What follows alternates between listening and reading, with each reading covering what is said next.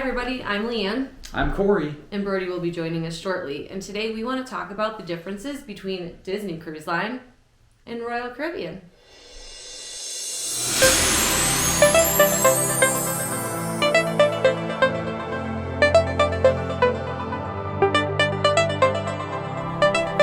Hi, traveling friends. Today we're going to talk a little bit about the differences between Disney Cruise Line and Royal Caribbean. When we booked our first Royal cruise, we thought it was going to be scary and new and different and that we would not like it. But the truth is, they're more alike than different, and there are definite positives to both. So, come along with us as we do a compare and contrast between the two cruise lines that we've cruised on.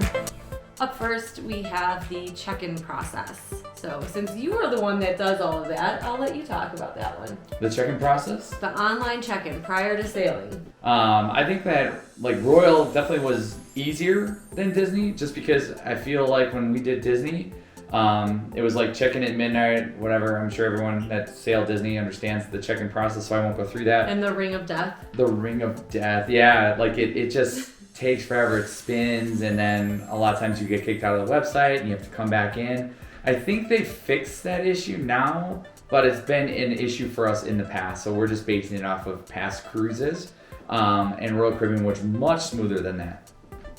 Yes, but otherwise everything was the same, correct? Pretty much the same. You upload your documents. Yep. It's like your passport photo. So many days prior to sailing, you get to check in. Yeah, your security photo. It was literally the same process other than that. So I would definitely give that one though to Royal because we didn't have any hiccups whatsoever. So no, and I will also say that it doesn't, like with Disney Cruise Line, we're platinum.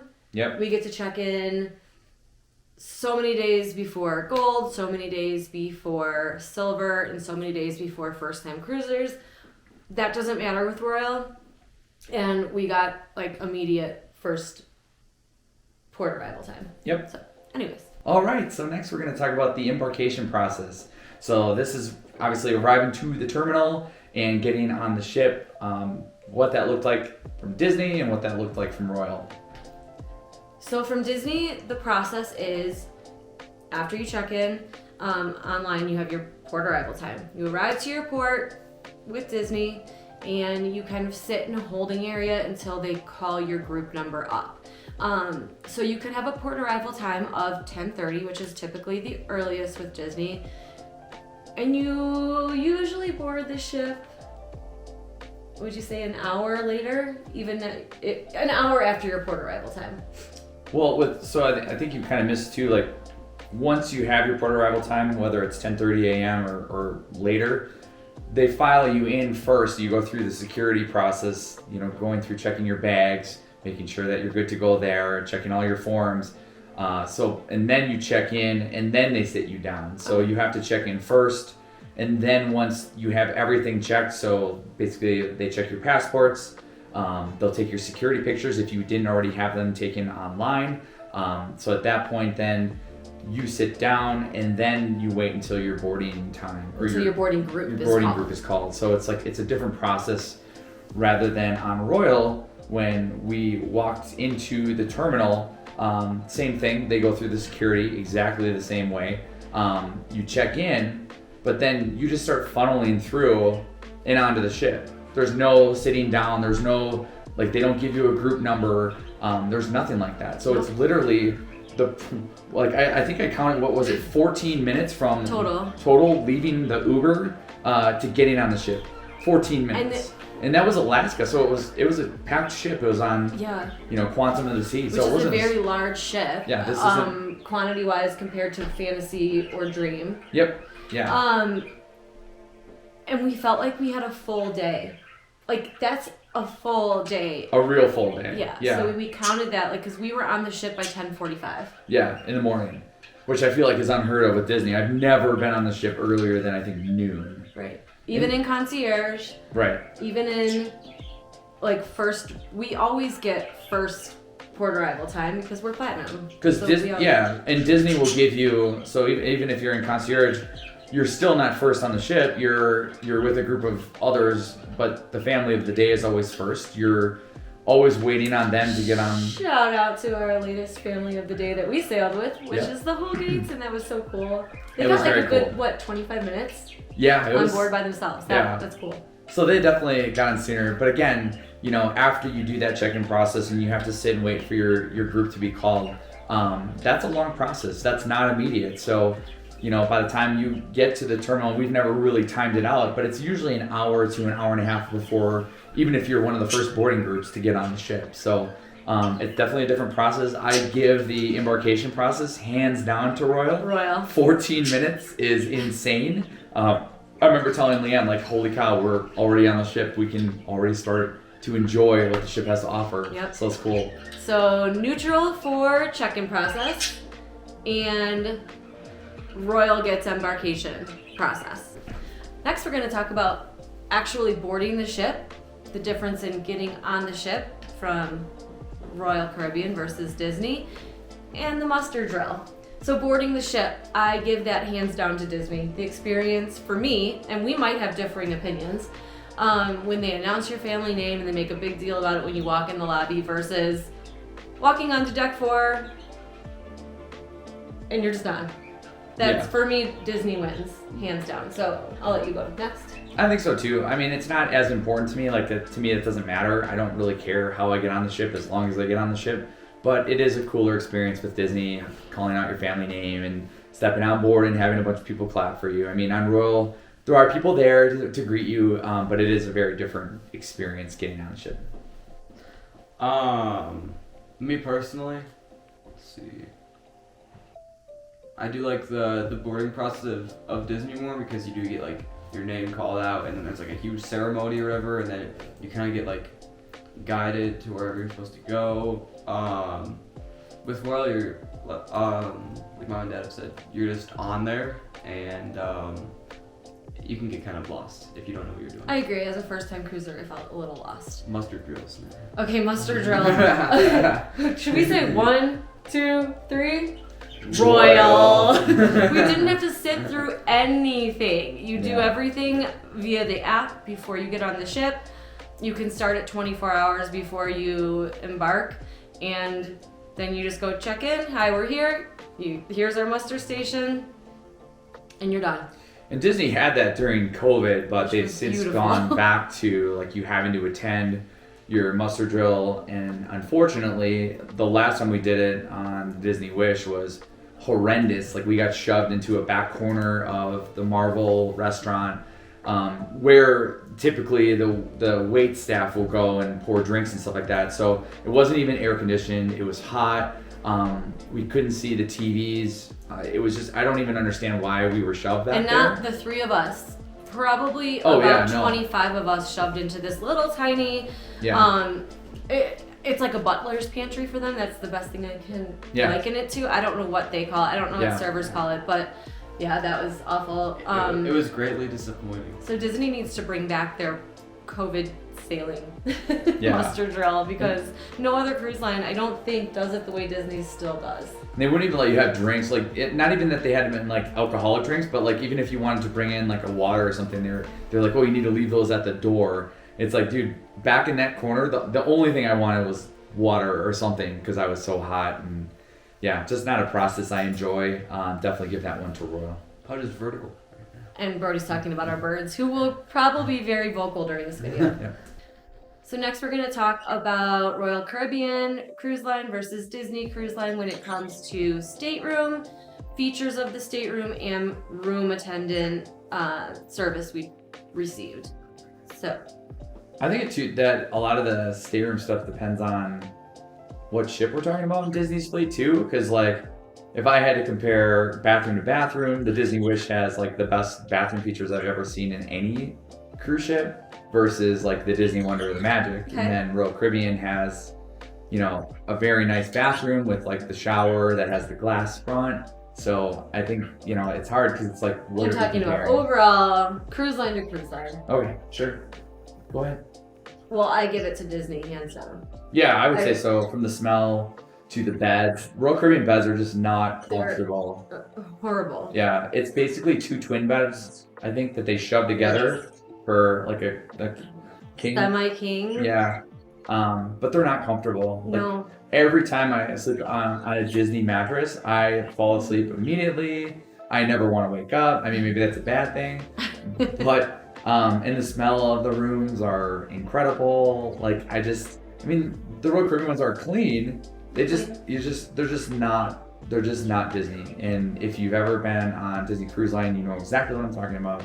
There's the products in the bathroom, like Royal Caribbean gives you a bar of soap and a 3-in-1 shampoo, conditioner, body wash, which that doesn't work for me. No. So however, on Disney, which you can't call it H2O products anymore, although they're basically the same thing. You get the shampoo, the conditioner, the lotion, the body wash. Everything smells so good. Mm-hmm. And there is a pump hand soap.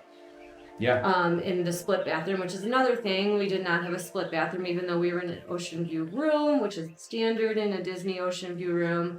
I don't also think it's standard in a veranda room in a balcony room with Royal. I don't think it's a split. So you don't get the split bathroom. You don't get a comfortable bed. You don't get great products. Like, we brought on shampoo, conditioner, body wash, and a hand soap. Yep. And even the TV. The TV. Like the on-demand stuff. Oh gosh, like, we just missed having Disney movies available. Any movies available, because Royal charges you for if you want to rent a movie.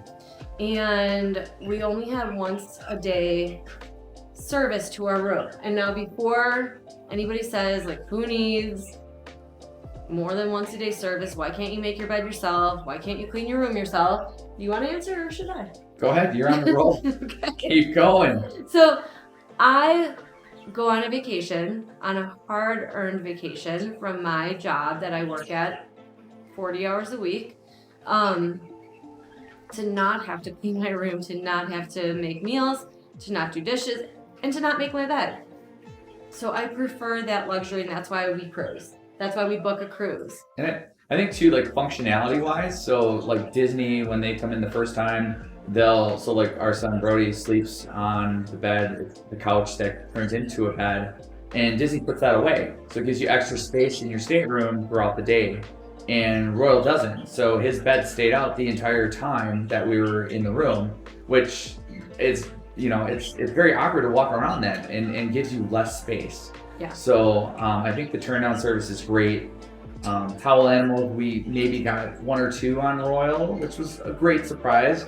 We were told, like, if you tip the host, the attendant, that maybe that would happen more. The first night. So yeah. We did. We left a nice tip the first night. Yeah, but it didn't seem to matter. Like, she just didn't, She was nice. She was really nice. She was, yeah. And the room was clean after she got done. But again, there was no turn down service. There were no chocolates. There were no, like, it's just it's a different experience when your expectation is to have your room cleaned and then to have it turned down at night. And I think we're just used to that, having been on how many? 13 Disney cruises. 13 Disney cruises. 1 Royal cruise. We've cruised every Disney ship in the fleet. Except for? No, we've cruised every Disney ship in the fleet. Right, except for the newest one coming out. It's not out yet. Well, when it comes out, we haven't got it. Okay. We have not cruised on the Treasure yet, which is because it's not even available yet. Not yet. Okay. So stateroom and room service, like room attendant service, goes to Disney. And I think Brody's another ding for Disney. Yep. All right, so next we're going to talk about the availability of food items that are included in the cost of both cruise lines, and what else? The variety of said food items. All right, sounds good. So this one's kind of tough because we paid on Royal Caribbean. We paid for the full dining package, so unlimited dining. We never once ate in a main dining room. Yeah. However, I will say the amount of included foods and the variety of included foods I have to give to Disney. Just having the food on deck, and this is on the Quantum ship. Again, we've not cruised on any other ship with Royal, so take this with a grain of salt. We're going on Odyssey of the Seas in 60 days. And I know they have a poolside food option. Yeah, the taco place. But Disney has a bunch of local poolside food options, and then free room service. So if you were hungry at any point, I would say after 10, your option was pizza. Right? Okay, so let's talk about those food places. I think that's probably the best thing. So Royal has Sorrento's, right? Yeah. What else did they have that was free that you could get food at? They had the little cafe The little cafe. in the promenade. And then they had the Cafe 270, which had sandwiches and stuff. But the Cafe hours were 270. very limited. And then they also had Solarium Bistro. Solarium Bistro. Also with very limited hours. Very limited hours. It was great for breakfast. Great for breakfast. Yep. Loved it. So there were options, but just of course, like anything, you have to make sure that you time it correctly. It's not like anytime food. So kind of your anytime place to eat food was Sorrento's. Whereas on Disney, most of the ships have kind of the same selection. The Wish has a much greater selection, but just going off of like the magic and the wonder, you have Daisy's Delights, you have Pinocchio's Pizza. What else? On the Wonder, the shawarma. Yep. And Goofy's. And the Pete's Boiler Bites. Pete's Boiler burgers. Bites. So you always have burgers and fries. You always have like a chicken sandwich. You always have a healthy option with salads and sandwiches. Fresh fruit. You always have pizza. And then on the Wonder, you have the shawarma. Same with the Magic. On the Dream and Fantasy, you pretty much have this everything but the shawarma. And then on the Wish, you have the barbecue and the cantina is one whole place. So definitely, I think I agree with you, Disney, for the free food items. What are your thoughts on that? Yeah, I felt like Royal was really limited with what you could get for free. It was either, for me at least, if you wanted to like have a little snack or something after dark, then it was either pizza or pizza. Yeah, but I will say the pizza was open later than Disney. It was open till 2 a.m. And it was pretty good. It was pretty good. And I did go to Cafe 270, I think for like a afternoon lunch You did? bite. And it was just okay. It wasn't anything fantastic. I would, hands down, I would rather have the chicken tenders and fries from DCL than I would anything in 270. Like their sandwiches, they did like paninis and stuff like that, but it was just like, you could tell they were just trying to rush through people, and so the quality was different depending upon, how much time they spent preparing the food. It was just not the same. And what is the chicken tenders and fries on DCL are magical. Super magical. Yeah. I don't know that we can do a comparison because we never went to main dining on Royal, but like I feel like even paying for, so we did the unlimited dining package, the three or four restaurants. Well, there were 4, but we only went to 3. So Jamie's Italian, Chops, Steakhouse, and Azumi Sushi. Yep, and they were very good.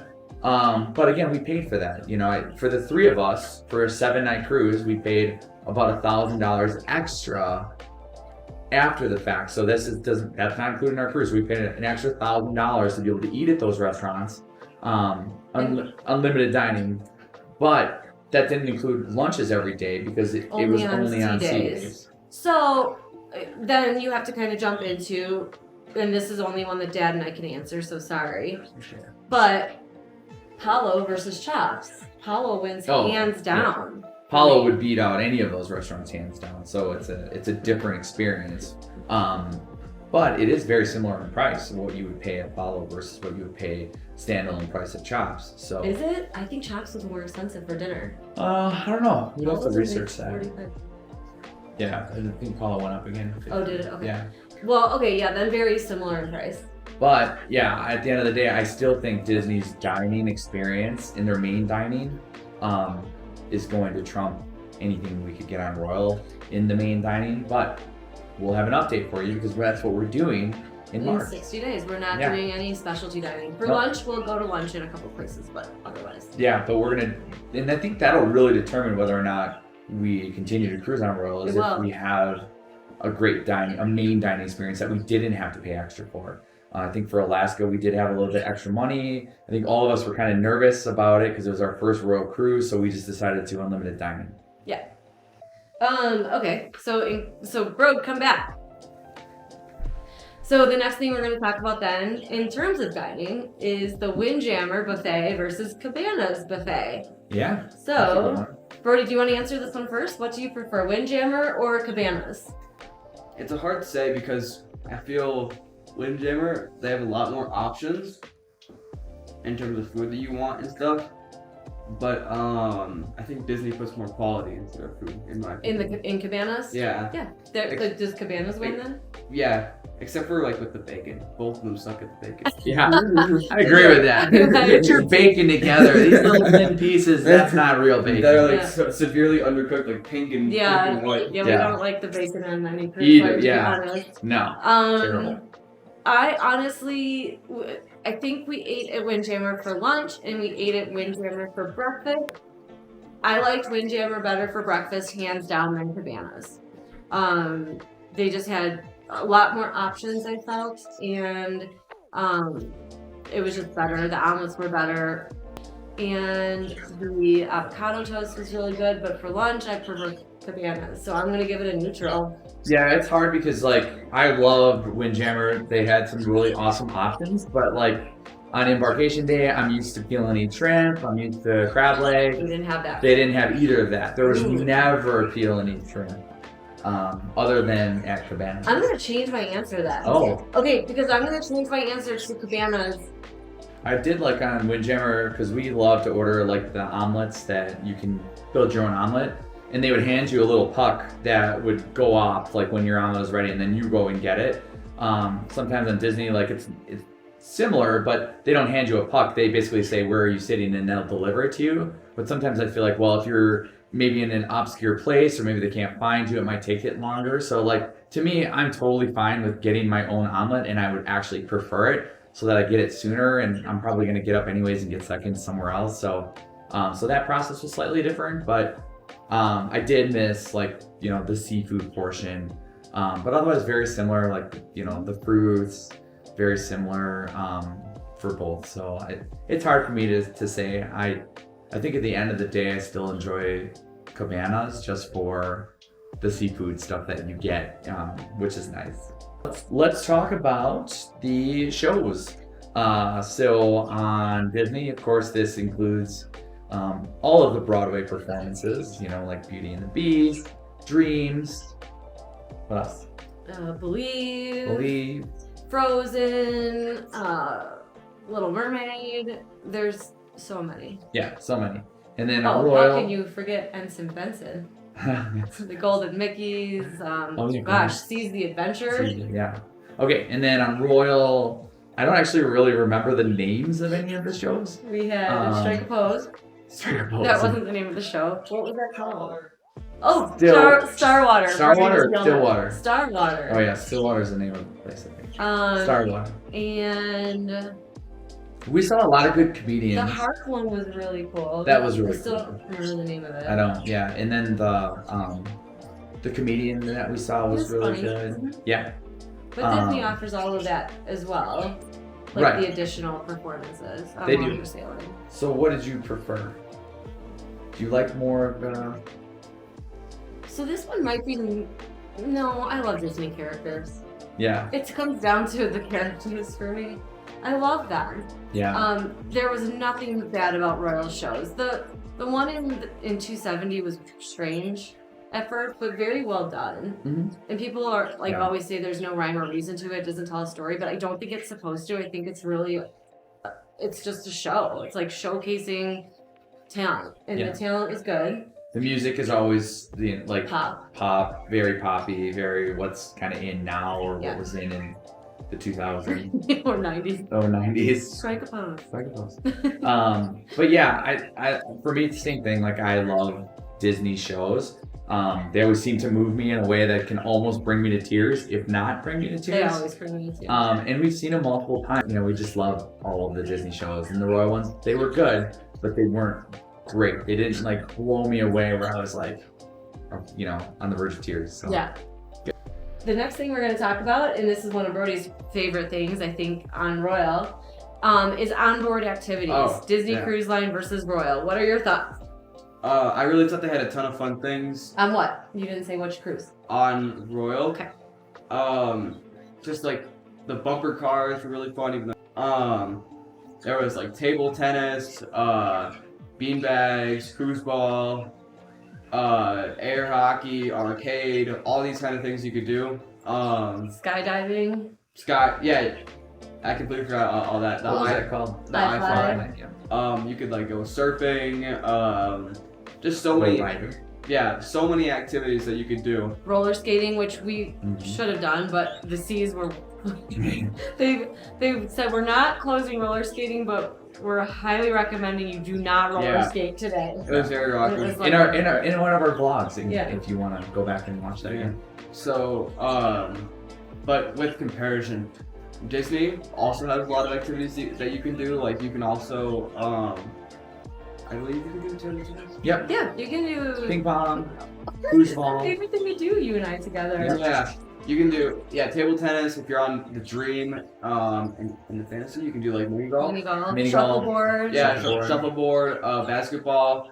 And there's also like kids clubs where you can do other things. But personally, I just like the activities on Royal better because I just feel like there's more you can do and you can do it. I think you said it best yesterday, like between the ages of 3 and 10, you're so fully stocked with activities. Yeah, and Right. and that's like until you're 18, you're kind of like in the limbo. Yeah, and I think a couple of things you mentioned on Royal, there also is the rock climbing wall as well on the Yep. side. So there was that. There's also the arcade. What else did Royal have for activities? They had a lot of the trivia. They had did they have drawing classes? They didn't have drawing classes, No. but they had trivia. They had karaoke. Baking competition. Oh yeah, that was kind of fun to watch. Yeah, where they did the cake. Yeah. That was cool. But yeah, I think there's just a lot more geared towards Brody's age now, Yeah. which is why I think Royal was his favorite. Yeah. So Royal wins for onboard activities. Awesome. All right, so next we're going to talk about pools. DCL versus Royal. What do you want to start with? Let's start with Disney. We'll start with just the basic Magic and the Wonder pool. So of course you have your children's pools. There are also splash pads. In the adult area, they have an adult pool, and then they have hot tubs on both sides. And then they have usually a water slide on board. Usually, yes, some sort of water. There's a water slide on the Wonder and the Magic. Mhm. The Wonder has the twist and spout. The Magic has the, I don't even know what that's called because I'll never go on it. The Yeah. aqua. Dunk. Yeah. And then the Fantasy and the Dream have the Aqueduct, and the Wish has the Aqua Mouse. So that's what they have to offer there. I think the reason why we were so adamant about changing to Royal for our Alaskan cruise was because the adult area, Has a solarium. it's enclosed, full Yeah. of like windows, tons of like multi-tiered pools, Lots of pools, lots of hot tubs. lots of hot tubs, And that wasn't the only indoor space. The center of the ship also had, it was an fully indoor pool. fully indoor pool, hot tubs as well. And that's for all ages. Yeah, and then the front of the ship had one outdoor area pool. Yeah, I think that was more midship, Yeah. and then aft was, So I think definitely Royal wins For in the pool pools. category just because of the selection of pools that were available both indoor and outdoor. yeah. And of course that was just Quantum of the Seas. Obviously the other ships have different pools and different configurations, but we're just doing kind of an overall. So I see Royal. So now we're going to talk about disembarkation day and who wins in terms of the disembarkation process. Yep. Overall, they're very similar. Very similar. Yeah, like you get your was it a luggage tag? Like you bring your luggage out the night before just like you would. Yeah. Disney Royal, exactly the same. And then the next morning they call your number, and that's when you can leave the ship on Royal. And then Disney, they would call your character, and that's when you can leave the ship. Breakfast options are the same in terms of, cabanas or Windjammer. You can go to, whether it's Disney or Royal. Those are the buffets. Yep. And Or then you could do a sit sit down on either ship. So I think in terms of what they offer is very similar. However, cabanas versus Windjammer Wins. wins Debarkation day. 1,000% on debarkation day because it's the same Yeah. as you would get on any other day. So all of the options are there. Omelet station. Yeah. Avocado toast. Salmon. Yeah. Everything is there. Everything is there. And cabanas is like Cabana's light, Lite. Yeah. You get a very There's limited. eggs. Yeah, there's eggs. You can't get omelets. They don't need. Yeah. Whereas at Windjammer, I was able to get an omelet on the very last day, which is great. But Cabana's is so limited. And the same with the. I'm assuming it's going to be the same with the dining rooms. Very limited menu. In the dining room. In the dining rooms on the last day. Let's talk about like the attitude of the staff as well. Yeah, I am hesitant to talk about that because when we're done with this video, overall I'm gonna rate the overall ship and the experience. But I agree. On disembarkation day, we're just talking about the last and day. We are 13 cruises in with Disney, so this is not new. This is not different. But we feel not that anybody on Disney is rude or mean or anything. They're still so happy and smiley, but they're kind of like pushing you off the ship. Like they're just like, come on, let's go, get you off. We gotta get ready for the next one. How quickly rightfully can we? So they have to turn the ship around and get it. Right, but that's like, how quickly can we get you in and out of breakfast, or you know what I mean? So it's like they're just kind of rushing you, and it's a feeling that we've had for every single Disney cruise that we've gone on. Maybe not our first one. Yeah, I don't think we really knew better than the first one. But it's something that on Royal, even in the Windjammer, like they were so nice to help us. Can we get you drinks? Is there anything we can do for you? I never felt rushed. Even when we were getting coffees, like we were literally one of the last people to get coffees at the Starbucks because they were closing up. But I never felt rushed even being the last ones in there. I just always felt like, take your time. No, I think the only time I didn't feel rushed on a Disney ship was concierge.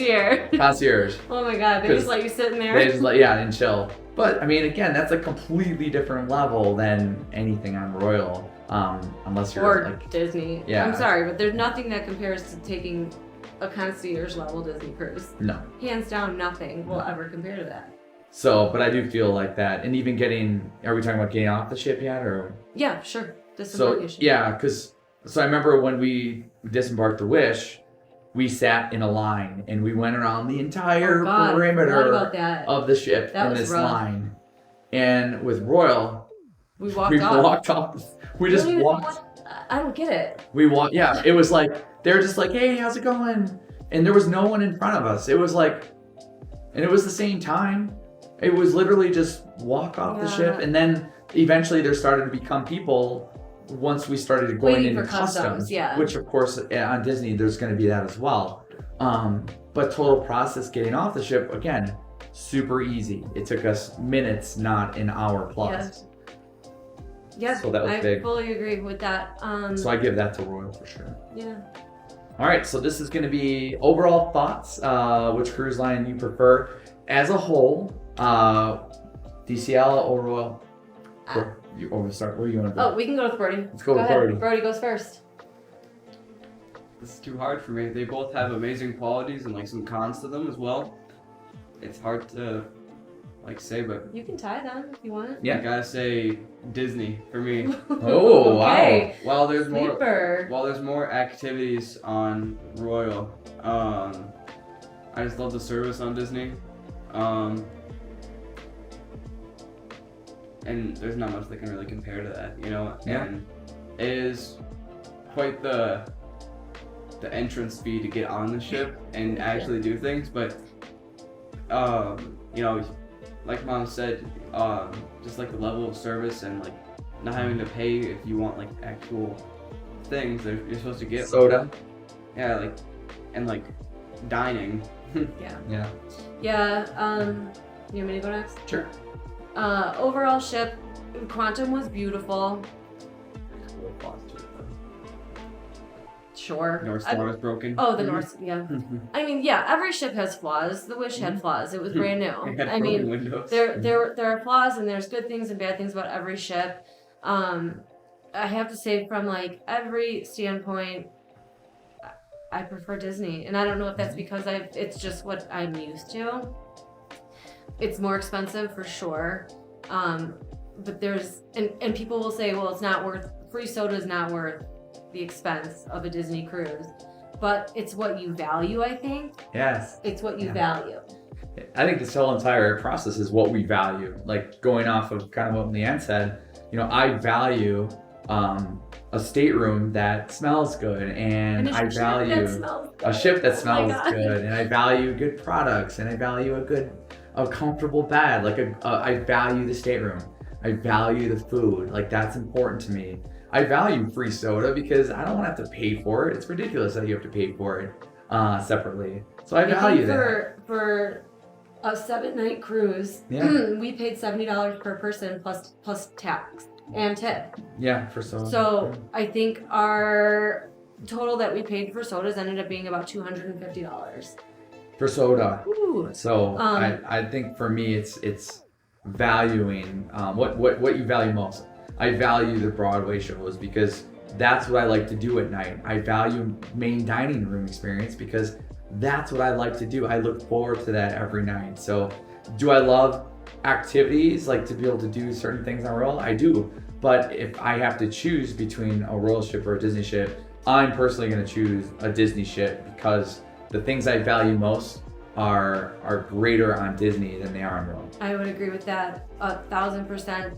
And when I say the smell, like the ship doesn't smell bad. Royal didn't smell bad. It was just it didn't have. Lounge. Well, that was the casino, which we didn't really go in, but like it didn't have that Disney cruise ship signature smell that we sense memory to cruising. Could I try to describe that smell? The Disney Cruise Line one? Yeah. Yeah, go for it. Chocolate and flowers. Chocolate and flowers. I think so. Yeah, like chocolate flowers, and I was gonna say with a mix of cotton candy. Yeah. How does that compare to the concierge smell? It's the concierge smell. No, I think the No, concierge it's smell not. is better. It's the concierge smell. I No. think that's what they pump through the ship. No, I think the concierge lounge smell is Oh my different. God, it's so good. Comment down below. If you've sailed concierge, do you think that lounge smells differently than the rest of the ship? And I'm also, curious. the coolest So thing, I think it does. I don't think it does, but also when you sail concierge, they give you a little spray of that smell. Well, they used to. We don't know I if don't know they if do they that. still do. But This was during COVID times because it was a mask spray. It was a mask to spray in spray. your mask so that you always smell the concierge lounge. which smells differently than the ship. It's not. Did we use that on Merc? Or No. We used a different spray. We use it in our room. Yeah. But yeah, I would just go with Disney just for overall. I love Disney Cruise Line. I don't know what to say, and I like Royal. And we'd love to hear what you guys think. Like, what's your favorite cruise line? If you've sailed both, and if you haven't, if you have any other questions for us that we can answer to sway you either way, and to cruise Disney or to cruise Royal, let us know down below. We'd love to hear from you guys. Yeah, I'd love to also, yeah, that'd be great. Can I have one more thing? I'll probably put this in somewhere else. But sometimes having as many activities as Royal had was more stressful than it was helpful. We were constantly. Because I was like, let's go. Yeah. Like, so yeah. I felt more relaxed on Disney ships. Yeah. Because I don't necessarily need to go to napkin folding and towel animal making and character drawings. I would rather just relax and read a book. Yeah. And enjoy a book with a coffee, honestly. So yeah, that's it. That's our take on Royal Caribbean versus Disney Cruise Line and what we prefer. Yeah, we'll And see you on our a takes. vlog coming soon. Yeah. We leave on Odyssey of the Seas. See, so we do like Royal in 64 days. 64 days. Bye. Bye. Thank you.